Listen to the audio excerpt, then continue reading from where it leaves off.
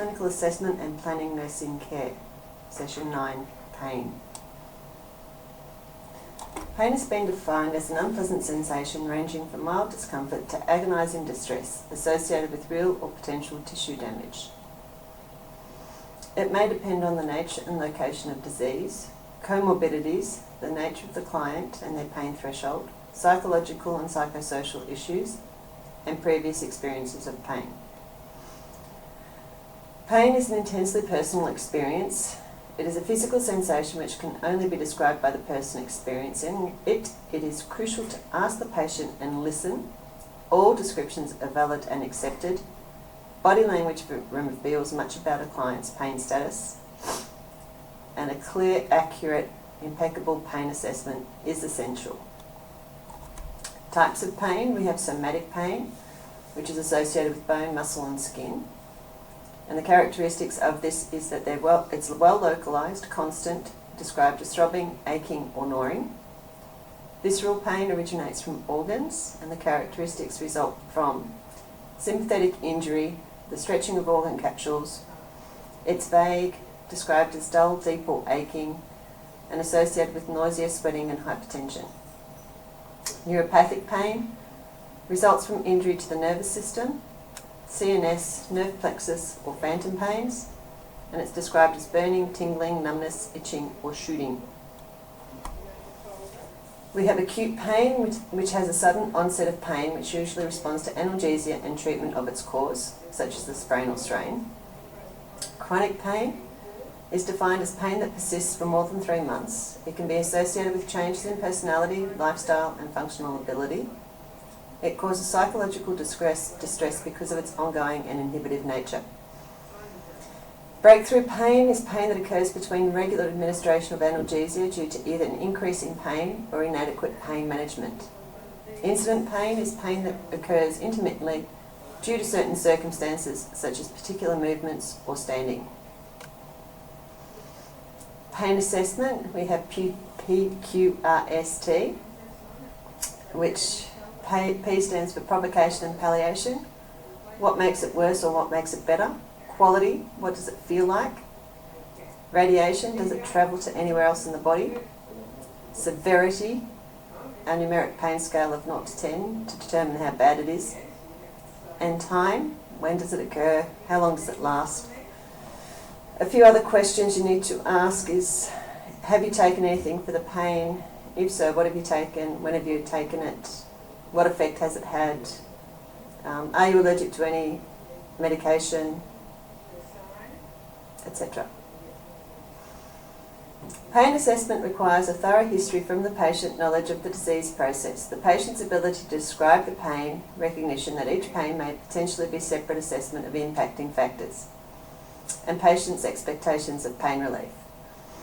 So if a patient has more than one pain, we need to do a pain assessment on both areas.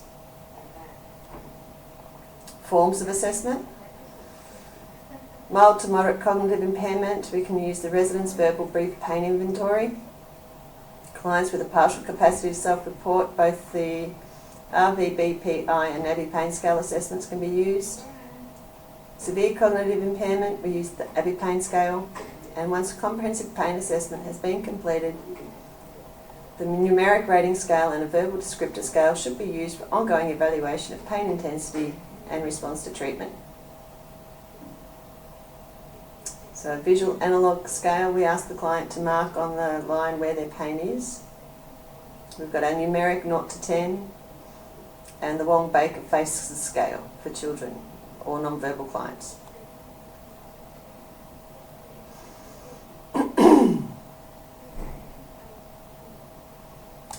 The verbal descriptor scales have been shown to be sensitive and reliable and are considered to be the best choice for elderly clients, including those with mild to moderate cognitive impairment. This type of scale uses descriptor terms such as none, mild, moderate, severe or excruciating. The FLAC scale is a behavioural scale for scoring pain in children between the ages of 2 months and 7 years, or in people unable to verbally communicate. Each of the 5 categories is scored from 0 to 2, and the scores are added to get a total score from 0 to 10. Behavioural pain scores need to be used within the context of the child's psychological status, anxiety and other environmental factors.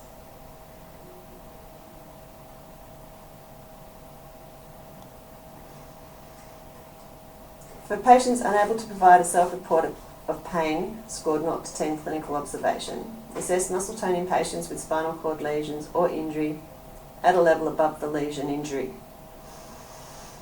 Assess patients with hemiplegia on the unaffected side, or 2 stars, this item cannot be measured in patients with artificial airways. The functional activity score. This is an activity-related score. Ask your client to perform an activity related to their painful area.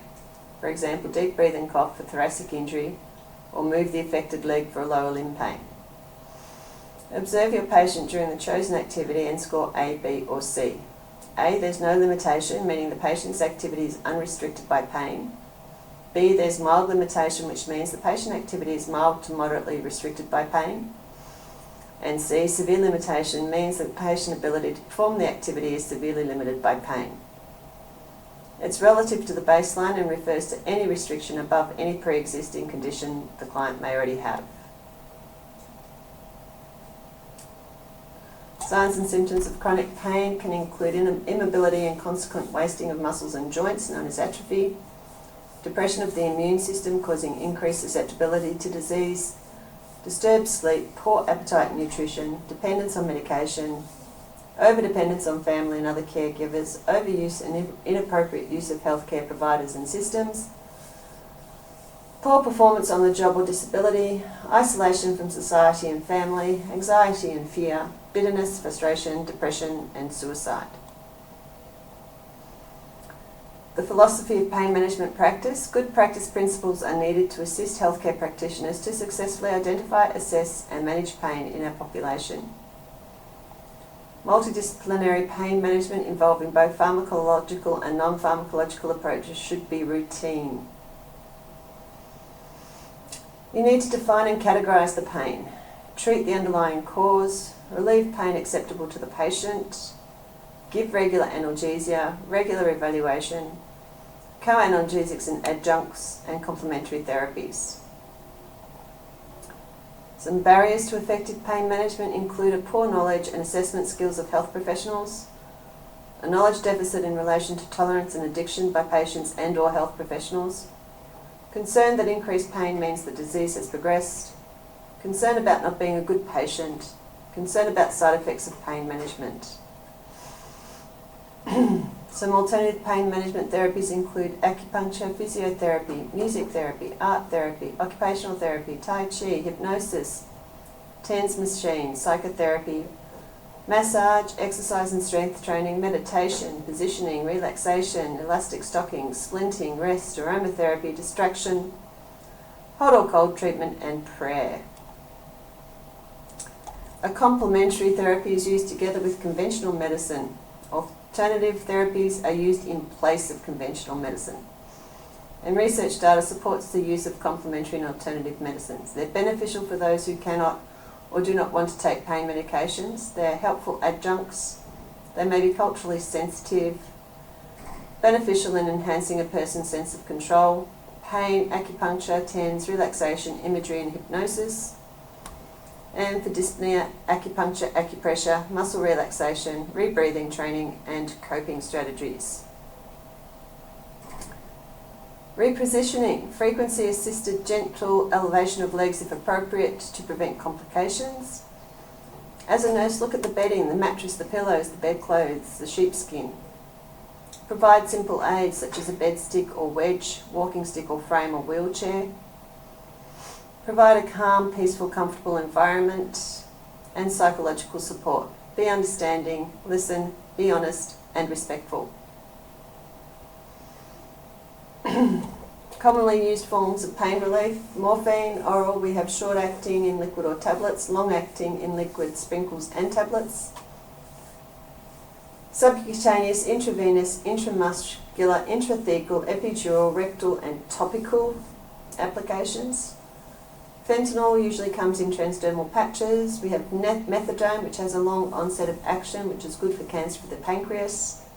hydromorphone, which is 5 to 7 more times more potent than morphine, paracetamol, which is good for bone pain, and Panadine Forte, which is often used prior to opioids. Medication should be tailored to the type of pain and its severity. Consideration of age-related changes in drug sensitivity, efficacy, metabolism, and side effects is essential. Symptoms other than pain, such as constipation, insomnia, depression, must be treated as part of a client's pain management plan. Paracetamol should not exceed more than 1 gram every 6 hours. That is the drug of choice for musculoskeletal pain. Referral to a pain specialist or multidisciplinary pain clinic is an option if troublesome pain persists after reasonable trials of pharmacological and non-pharmacological therapies. Pain is often undertreated. It is better controlled when patients, families, carers and providers understand that respiratory depression, addiction and the development of tolerance are not problems associated with the appropriate use of opioids. Reasonable levels of pain relief can be achieved in most patients, and a small number will need specialised referral. Never say near enough is good enough when it comes to pain.